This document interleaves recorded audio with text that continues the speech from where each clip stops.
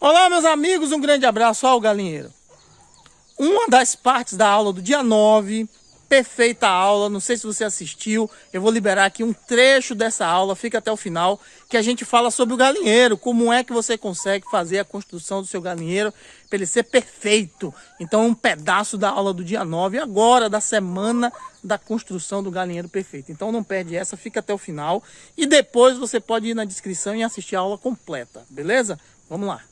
O galinheiro é uma parte fundamental dentro do seu negócio com galinhas. É nele, inclusive, que deve ser visualizado de forma mais constante aqueles 3 pontos: climatização, ventilação e segurança. Para isso, você precisa saber os conceitos da construção e fugir daquelas plantas de construção, pois, como eu disse anteriormente, isso pode te atrapalhar. Os pontos da construção para serem levados em consideração são esses: a posição, as paredes, o piso, o telhado, o beiral e o entendimento de biossegurança. Vamos falar de forma breve de cada um deles agora. Posição. Antes de construir os alicerces do seu galinheiro, você precisa ter o conhecimento de 2 coisas sobre posição: o posicionamento referente ao nascente e o poente e o posicionamento referente aos ventos em sua região. Você já deve ter ouvido falar de posicionamento em relação ao leste e oeste. Eu costumo falar, e eu acho melhor para o seu entendimento, a gente está falando sobre nascente e poente. Só basta você acordar um pouco mais cedo, entender onde é que o sol nasce e, num período um pouco mais tarde, visualizar aonde é que ele se põe. Essas 2 posições são a referência para as 2 pontas, as 2 larguras do seu galinheiro. Simples assim. Mas preciso te deixar ciente de uma pequena complicação. O quanto mais distante você estiver da linha do Equador, esse posicionamento de nascente e poente vai variar. Então é necessário você acompanhar esse posicionamento de nascente e poente durante todo o ano para ir criando barreiras naturais para que o sol não bata dentro do seu galinheiro durante determinado período do ano. Isso é bastante prejudicial para a sua criação. Inclusive, vamos falar sobre isso com mais detalhes na aula prática. Mas também não é tão complicado assim. As barreiras naturais podem ser arbustos e árvores. Você precisa só ficar atento para colocar no posicionamento certo. Essas mesmas barreiras naturais vão te ajudar na questão de ventos excessivos, que também vai ser ajudado no próximo ponto que eu vou falar. Paredes. Para o levantamento das paredes, você deve levar em consideração também a finalidade da sua criação. Se para abate ou se para postura. E também não esquecer do sistema de criação. Se de alto desempenho ou se um pouco mais rústico. Correntes de ar e posicionamento do seu piquete. As laterais, o comprimento, deve variar entre 40 e 80 centímetros de altura, dependendo do clima da sua região e da potência dos ventos. Se é mais frio ou se venta muito, deixa um pouco mais alto. Se é muito quente ou venta pouco, deixa um pouco mais baixo. Agora use essas informações para analisar o local aí onde você vai construir e tomar a melhor decisão. Nas paredes das pontas é onde se faz necessário ter uma análise melhor da finalidade da sua criação. Se for para abate, as pontas podem ter a mesma altura que você utilizou nas laterais. Se na questão você tem uma criação de postura, as laterais você deve subir até o telhado. Isso impede que a luminosidade entre tanto no nascente quanto no poente, atrapalhando sua produção. Agora é só analisar o local. Piso. Sobre o piso do galinheiro não tenho o que falar muito. Precisa ser concretado. Você precisa de um piso que possa ser limpado de forma rápida, que possa ser lavado, que segure bem a cama de frango, que não absorva as fezes, que no caso os pisos de terra batida ou os pisos de madeira não fazem isso. Telhado.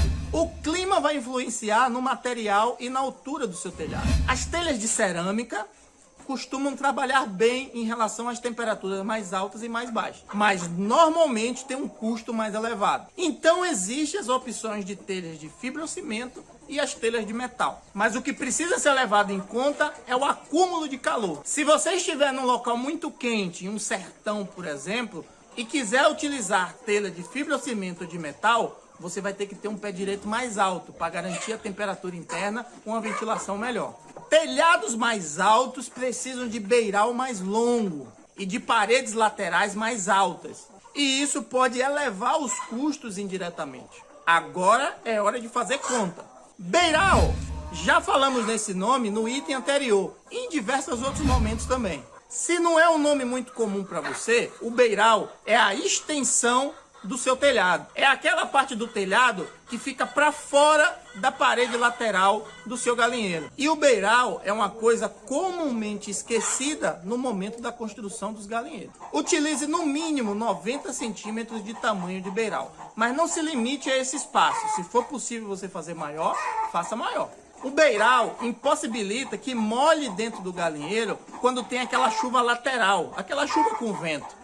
Faz com que a água da chuva seja jogada para longe do galinheiro, evitando que empoce perto do galinheiro ou que jogue umidade para dentro, inclusive de baixo para cima. Ter um beiral mais longo também facilita a questão da ventilação, da troca de ar dentro do galinheiro.